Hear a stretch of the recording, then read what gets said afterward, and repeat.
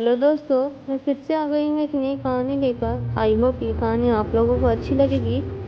तो चलिए बिना लेट किए हम लोग कहानी को शुरू करते हैं और देखते हैं इस कहानी में है क्या। रात के 10:30 बज रहे थे। अंजलि ने मुझसे पूछा, सोम मैं इस ड्रेस में मोटी तो नहीं लग रही है? मैंने लैपटॉप की नजरें हटाकर कहा, नहीं बिल्कुल नहीं, तुम मोटी होगी कहाँ, क्यों लगोगी, कितनी मेंटल हो। अंजलि के चेहरे पर मुझे एक खुशी की लहर दिखाई दी। सच कह रहे हो ना, कल कितनी है ना मेरी, अभी शाम को ही यह सिलकर आई है, इसे पहनूंगी, अच्छी है ना? मुझे पता नहीं क्यों लग रहा है कि इसमें कुछ मोटी सी लग रही हूँ। मैंने लैपटॉप एक तरफ रख दिया, उसके पास खड़े होकर उसके चारों ओर देखा और प्यार से कहा, अंजू बहुत अच्छी लग रही हो, परफेक्ट फिगर है तुम्हारा। अंजलि मुस्कुराकर थैंक्स करते हुए कपड़े बदलने चली गई। मैं भी मन ही मन मुस्कुरा उठा, क्योंकि इस ड्रेस में वह सचमुच थोड़ी सी मोटी लग रही थी, पर वह जो पहनती थी उस पर अच्छा लगता था, यही सच है। पर हाँ, वह अपने फिगर को लेकर बहुत फिक्रमंद रहती थी।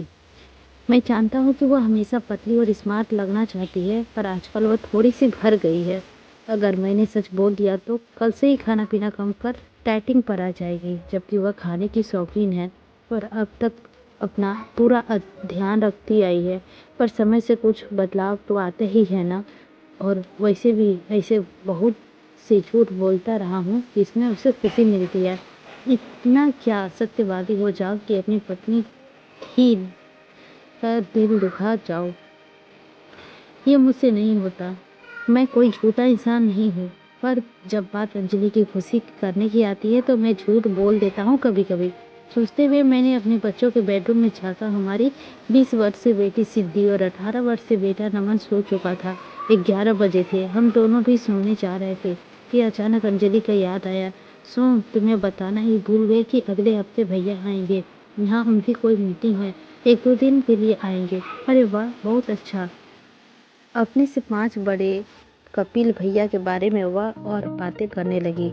मेरा मूड कपिल के आने से बात सुन के खराब हो गया था, पर मैं अंजलि की बातों में रुचि लेकर सुनता रहा। थोड़ी देर में अंजलि सो गई, पर आज मैं अपनी प्यारी पत्नी के बारे में सोचने लगा। अंजलि से बहुत झूठ बोलता हूँ मैं।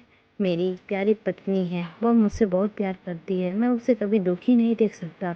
उसका मायका दिल्ली है, यहाँ मुंबई में ऑफिस में काम करने का कपिल का आना जाना लगा रहता है। अंजलि अपने भाई से बहुत प्यार करती थी। वह है कि ऐसी सबको स्नेह सम्मान देने वाले कपिल की उपस्थिति मुझे बर्दाश्त नहीं होती। मैंने अंजलि को भी कभी यह महसूस होने नहीं दिया। मुझसे कई बार पूछती, भैया अच्छे हैं ना? मैंने सिर हिलाकर हाँ कर दिया करता था। तुम्हारे मम्मी पापा भाई सब अच्छे हैं। वह खुश हो जाती। वह मुझ पर बच्चों अपना भरपूर प्यार लुटाती है, तो उसे हक है ना खुश रहने का। मैंने उसे यह सच नहीं बताया कि घमंडी स्वार्थी जैसे लोग मुझे कभी पसंद नहीं आते। अपने पद धन के मन में चूर कपिल हमेशा अकड़ में रहता है, अपने को नीचा किसी को कुछ नहीं समझता। मैं और उससे वैसे भी झूठ बोलता हूँ, जैसे ऑफिस में आकर कहता हूँ, अंजलि तुम कितना काम करती हो, जबकि मैं जानता हूँ कि उसने दिन में अपना समय बॉक्स पढ़ने और या फिर फ़ोन करने में बिताया होगा। काम तो ज़्यादातर मेड ही कर जाती है। जब मैं उसे यह कहता हूँ कि मुझे उसकी आंखों में खुशी दिखाई देती है, वो मुझे झूठ से ही खुश होती है कि मुझे अपने कर्मों की वैल्यू है। काम तो वह करती भी है, पर इतना भी नहीं कि वह थक जाए। बस मुझे उसे खुश ही देखना अच्छा लगता है। कई बार तो मैं उसके हाथों में हाथ लेकर कहता हूँ, अंजू अपना ख्याल रखा करो, हम लोग की चिंताएं में अपनी सेहत से लापरवाह मत होना, हर तरह का ख्याल रखा करो, तुम हो तो सब है। मेरी इस बात पे वो खुश होकर अपना सिर मेरे कंधे में टिका देती थी और मुझे मन ही मन अपनी बातों में हंसी आ जाती थी, क्योंकि मैं अच्छी तरह से जानता हूँ कि अपना बहुत ध्यान रखती है। सुबह शाम सैर पर जाती है, हर महीने पार्लर जाती है, सहेलियों के साथ किट्टी पार्टी एंजॉय करती है, वीकेंड पर हम लोग मूवी जाते हैं, बाहर खाते पीते हैं। अंजलि हर तरह के जीवन में खुश है। हमारे बच्चों भी अच्छे हैं, उसे परेशान नहीं करते। फिर भी मैं अक्सर उसका सिर सहलाते हुए कह देता हूँ कि अंजू थक जाती है, अपना ख्याल रखा करो। बहुत खुश होती है वो। मैंने अपने आपसे वादा किया है कि मैं अंजलि को हमेशा खुश रखूँगा, कि आँखों में मेरे कारण से एक भी आँसू नहीं आएँगे। मैं यह किस बात से भरपाई कर रहा हूँ, यह सिर्फ़ मेरा दिल जानता है कि मैं स्वर्गवासी माँ मेरे इन सब झूठों के पीछे मेरी माँ को वह अनगिनत आँसू ही होते थे, जो सिर्फ़ मैं देखी हैं। हम 3 भाई-बहनों में सबसे बड़ा था। मुझसे 2 साल की छोटी मीनू, फिर उससे छोटा सोनू। पिताजी सीमांतवादी सोच के बनारस में घमंडी सरकारी अधिकारी थे। वे हमेशा पत्नी के पैर की जूती समझने वाले पुरुष थे। हम बच्चों की सीट पर उन्होंने कभी स्नेह भरा हाथ नहीं रखा। शायद बड़ी संतान होने के कारण मैं माँ को बहुत करीब से जाना था। माँ के बिना कुछ कहे ही उसके सुख दुख महसूस करने लगा था। माँ को पिताजी ने कभी सम्मान नहीं दिया। हमारे गाँव ऐसे वाले ननिहाल से कोई आता तो बिना अपमानित हुए न जाता। ननिहाल से किसी को आने की खबर सुन के माँ का तनाव में आ जाती थी। पिताजी के ताने उखलने माँ के दिल को चीर जाते थे। माँ की आंखों में हमेशा नमी रहती थी। एक नौकर की तरह माँ पिताजी के आगे पीछे घूमती रहती थी। पिताजी की मुझे कोई अच्छी याद नहीं है कि माँ यह शब्द मन में दोहराते ही मेरी आंखें भीगी चली जाती थी। पिताजी की अचानक हृदय गति रोकने से देहांत हो गया तो माँ रो रो कर बेहाल हो गई थी। उन्हें हम 3 भाई बहनों को बहुत मुश्किल से संभाला था। मुझे मुंबई में अच्छी नौकरी मिल गई थी। माँ सोनू मोनू के साथ बनारस में रहना चाहती थी। मैं मुंबई चला आया। धीरे धीरे पिताजी के जाने के बाद माँ को अपना खोल से निकलते देखा मैंने। माँ हंसने बोलने लगी थी। सबसे बड़ी बात तो मुझे पता चली, माँ पढ़ने का बहुत शौक था। अब कभी कोई पत्ते का तो कभी उपन्यास पढ़ती थी। एक बार मैंने दीन हैरानी से पूछा, माँ आप तो पहले कभी कुछ नहीं पढ़ा करती थी। बस इतना ही कहा था। तुम्हारे पापा जी को पसंद नहीं था। क्या पसंद था?